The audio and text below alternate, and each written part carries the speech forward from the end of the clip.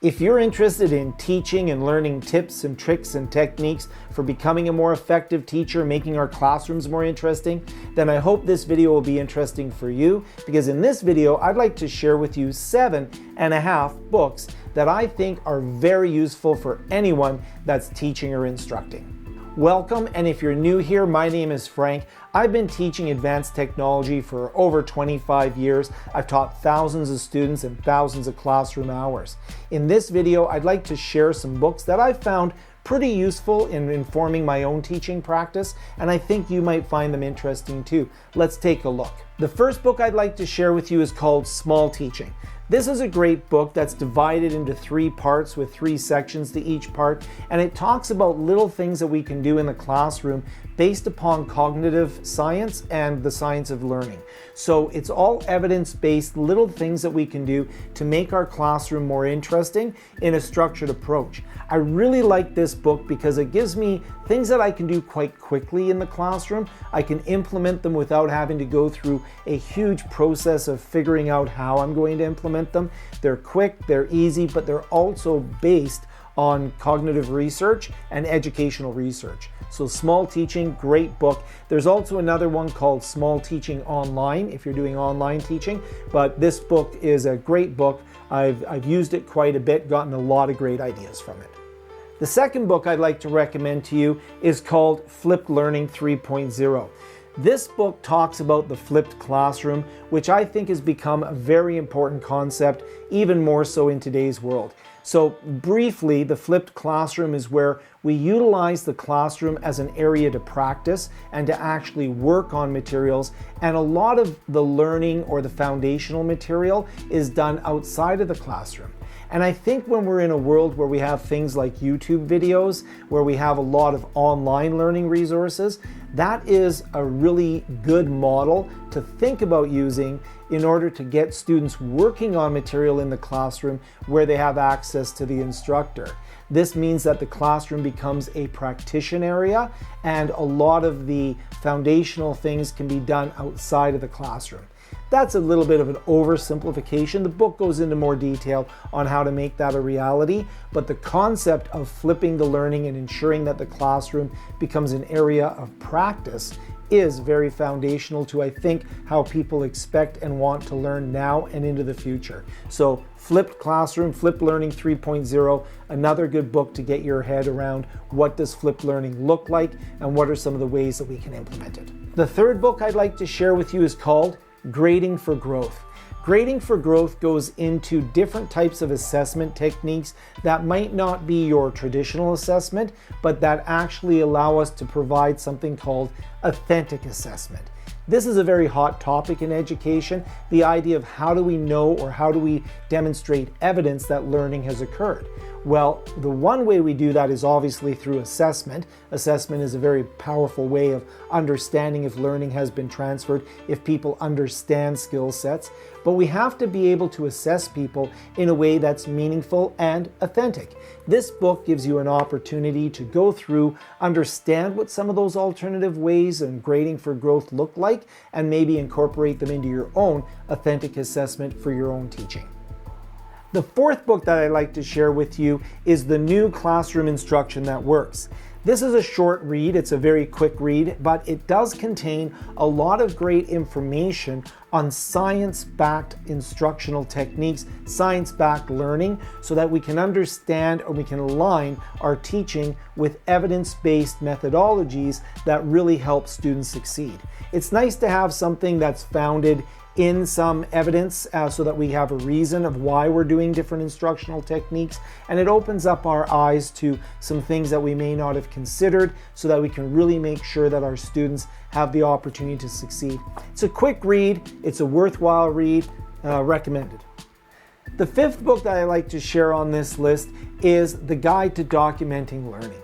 Making learning visible, documenting it, amplifying it, making it shareable, all requires that we have a way of documenting that learning, and we have a way of demonstrating what it is we're going to learn and demonstrate that we have learned it. So I found this book to be a really good read as well. It really changed a lot of perspectives that I had on What does it mean to really show what it is that you've learned? What does it mean to create documentation so that people understand, where am I with learning? There's a little bit of metacognition in the idea of documenting learning, not just from the instructor documenting it, but also involving students in the process of documenting their own learning. So there's a lot to this book. There's quite a bit to it. It's a great book. I really enjoyed reading this one. So this is the fifth book that I recommend.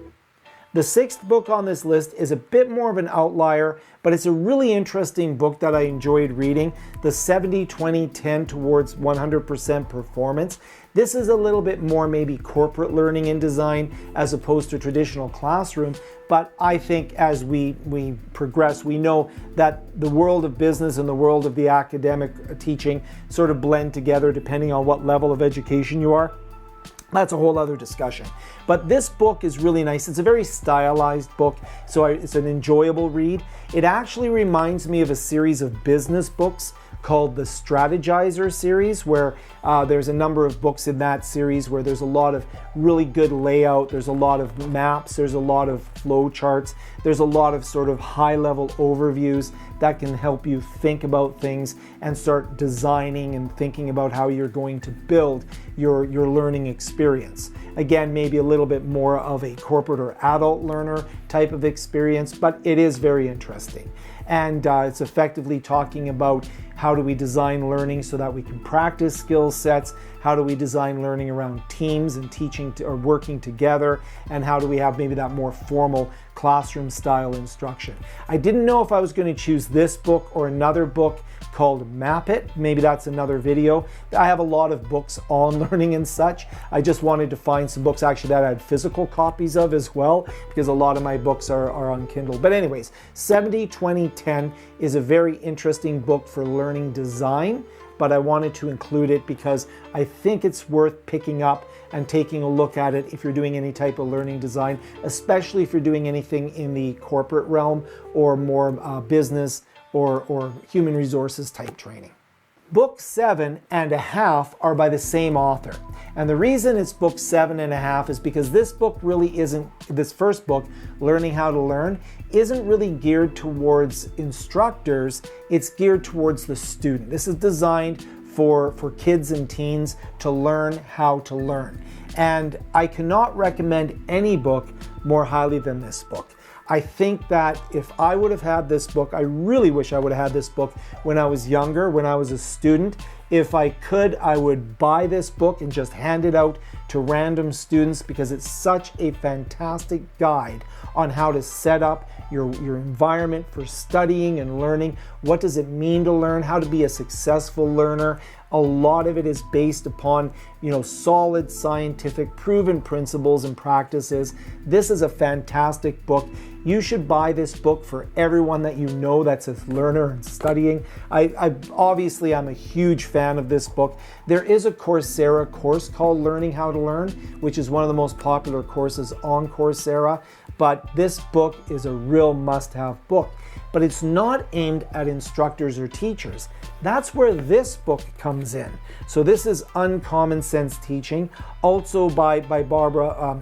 Barbara Oakley is the author, and she has co-authors on each book. But Barbara Oakley on this book here talks directly to teachers here. So this is how brain research can help students learn. So that's why it's really book 7.5, because these go really well together. If you as an instructor were to read this book and then this book was given to your students, then that would be an absolutely fantastic combination. In fact, of this entire list of 7.5 books, if you only can pick up 2 books, these would be the 2.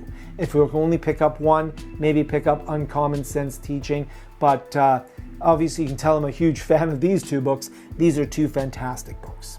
There are so many more books besides just these 7.5, but these 7.5 I think are a great start for anybody wanting to learn more about learning and teaching and what it means to be a more effective teacher or instructor.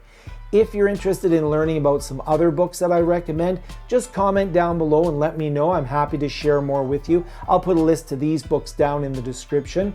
Now, I also have a lot of books that are maybe very specific to certain areas of learning and teaching, and I have some books that might be considered more of a textbook for an educational program, or some books that might be, again, very specific to a certain segment or industry of teaching and learning. Let me know. I'm happy to share a whole bunch more resources with you in this area and share my thoughts on it. If you have any books that you really like, put them down below in the comments. I'd love to hear some ideas from you. There's books on universal design, there's books on assessment, there's so many different subtopics that we can explore. Thank you so much for watching, and we'll see you in the next video.